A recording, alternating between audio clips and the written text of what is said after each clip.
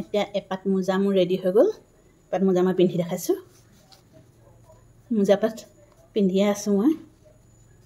আচলতে বৰষুণ দি আছে আজি কেলে জানো ইমান ঠাণ্ডা লাগিছে মোৰ গাটো ইমান এটা ঠিক নাই মোজা পাত পিন্ধিয়ে আছোঁ কাৰণে মোজা বনাবলৈ মন গ'ল এয়া চব কি ধুনীয়া ফিটিং হৈ গ'ল দেখিছেনে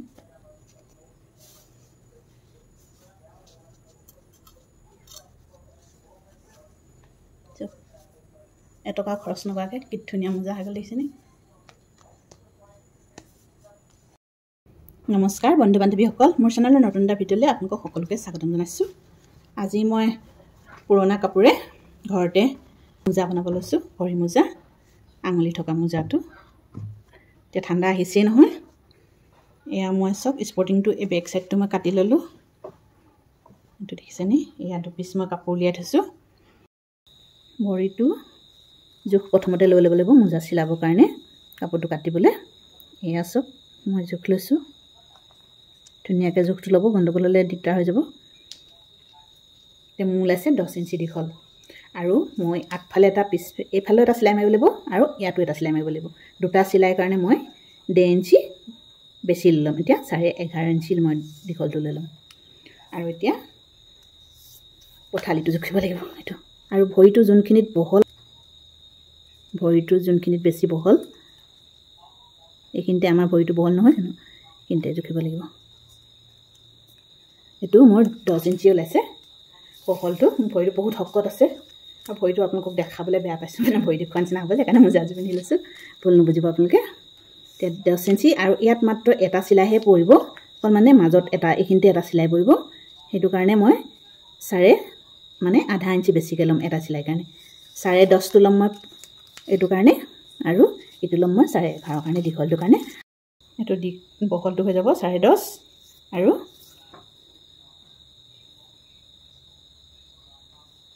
দীঘলটো ল'ম মই 11.5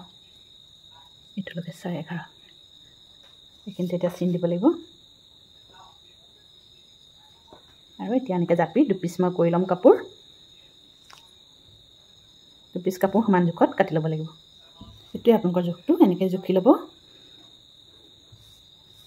জোখমতে ল'লে আপোনালোকৰ মোজাযোৰ ফিটিং আহিব নহ'লে ফিটিংটো ভাল নহ'ব মোৰ ভৰিটো জোখ অনুযায়ী লৈ লৈছোঁ কাপোৰটো আপোনালোকে নিজৰ ভৰিটো জোখ অনুযায়ী বহল আৰু দীঘলটো লৈ ল'ব কাপোৰটো এতিয়া কাপোৰটো এনেকৈ প্ৰথমতে এটা চিলনি মাৰিব লাগিব মেচিনত চিলালেও হ'ব আপোনালোকে যাৰ মেচিন নাই তেওঁলোকে হাতত চিলাব আৰু এনেকৈ সমান ভাগ কৰি এটা চিন দি ল'ব এনেকৈ এটা দি লৈছোঁ এইটো দেখিছেনে এটা ইয়ালৈকে মানে আধাটো কাপোৰটো চিলাব লাগিব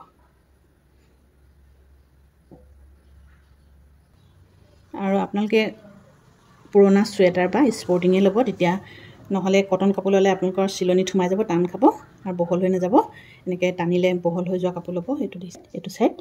আৰু এইটোতো তেনেকৈ এটা ছাইড এইটো আধালৈকে চিলাই কৰি দিম এতিয়া পাইপিংটোৰ কাৰণে পাইপিং লাগিব পাইপিঙৰ কাৰণে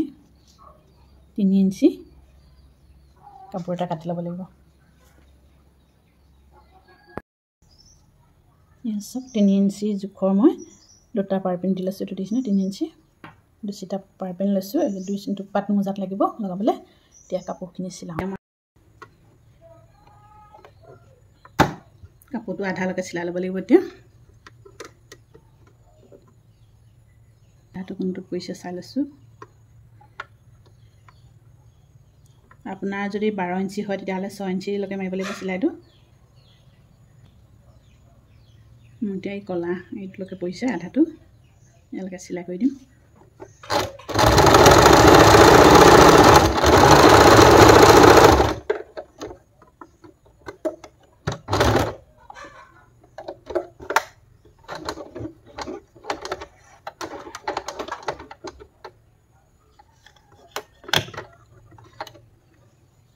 এতিয়া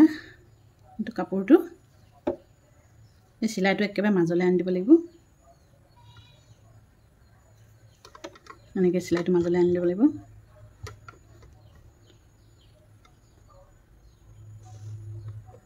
আপোনালোকে প্ৰেছ কৰি দিব তেতিয়াহ'লে চিলাইটো এইটো ধুনীয়াকৈ পৰি যাব আৰু এতিয়া ইয়াত আঙুলি শ্বেপ বনাম মই এনেকৈ ভৰিটো দি ল'ব তাৰপিছত আঙুলি শ্বেপটো দি দিব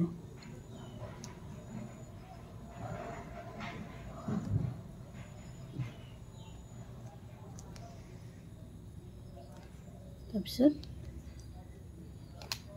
পুৰা আঙুলি চিনটো যলৈকে আঙুলি বহে তালৈকে চিন দি দিব দেখিছেনে এতিয়া এনেকৈ চিলাব লাগিব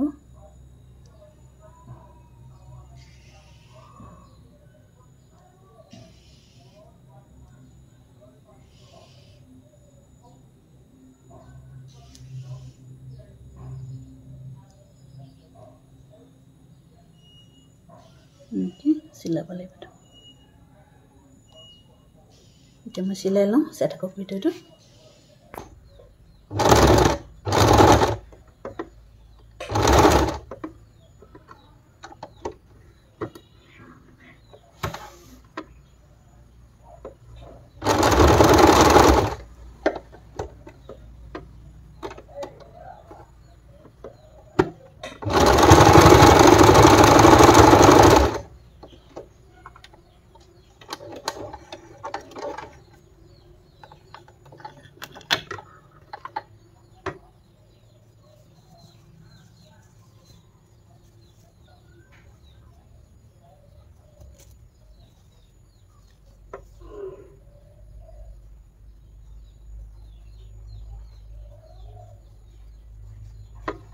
ফালৰ কাপোৰডোখৰ কাটি দিব লাগিব তেতিয়াহে শ্বেপটো ওলাই পৰিব এই বাঢ়ি থকা কাপোৰকেইডোখৰ কাটি দিব চিলাইটো কাট নোযোৱাকৈ কাটিব চিলাইটো কাটি গ'লে দিগদাৰ হ'ব নষ্ট হৈ যাব আপোনাৰ এতিয়া শ্বেপটো ওলাই পৰিব চাব দেই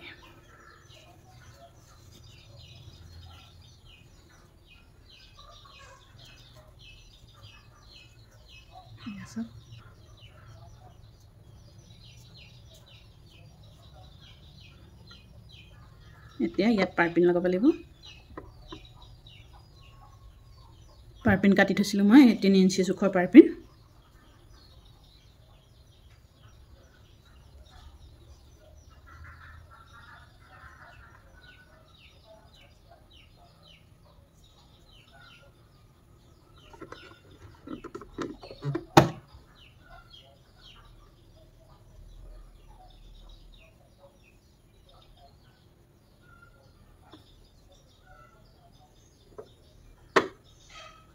দেখিছেনে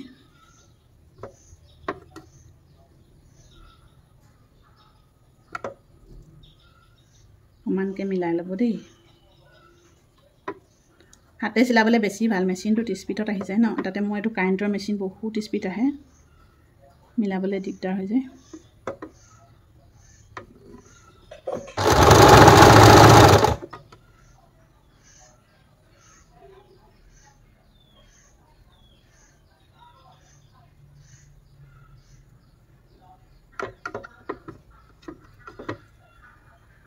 ধুনীয়াকৈ মিলাই ল'ব নহ'লে চিলাইটো নধৰিব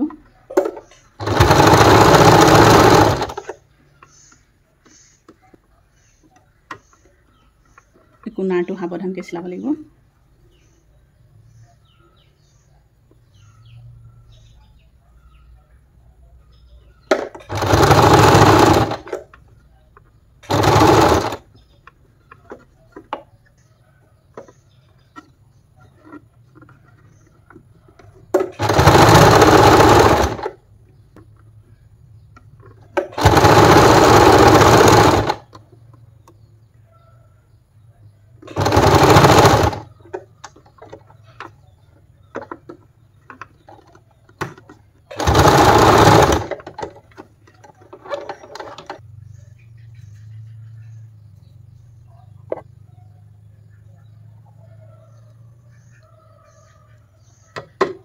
এইটো এক্সট্ৰা কাপোৰডোখৰ কাটি দিব লাগিব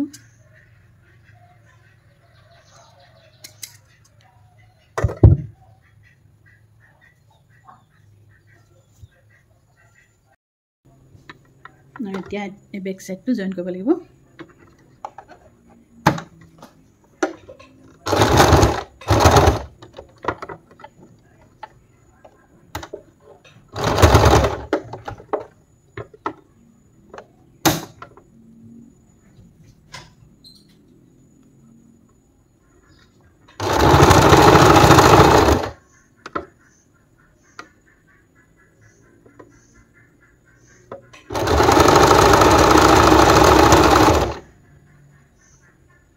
এইখিনিতে মই অকণমান ঘূৰাই দিম গুৰুহাটোৰ কাৰণে।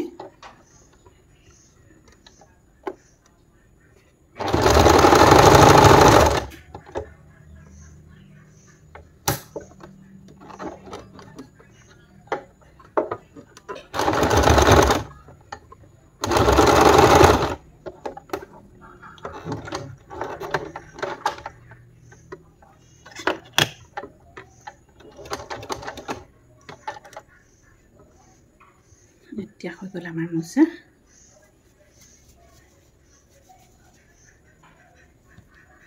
এনেকৈ আপোনালোকে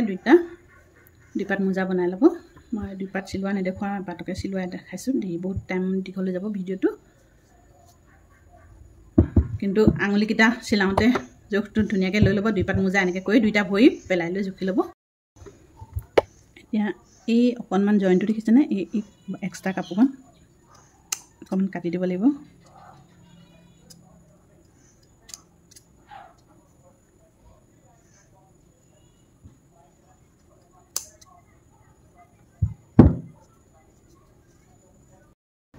আৰু এতিয়া এই জইনটো দেখিছেনে, এইটো জইনটো পোনে পোনে এইখন অকণমান এনেকৈ কেঁচিয়াকৈ চিলাই দিম মই, যাতে ওলমি নাথাকে বস্তুটো, চুকটো যাতে মিলি যায়।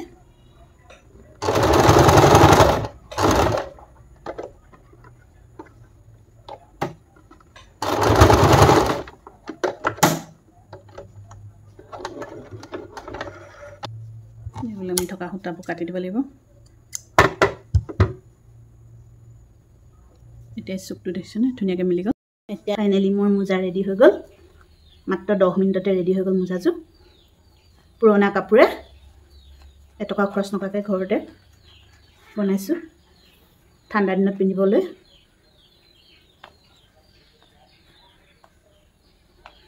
চুক কিমান ধুনীয়া হৈ গ'ল দেখিছেনে। মাত্ৰ 10 মিনিট সময় লাগিছে আৰু এটকাও খৰচ কৰা নাই।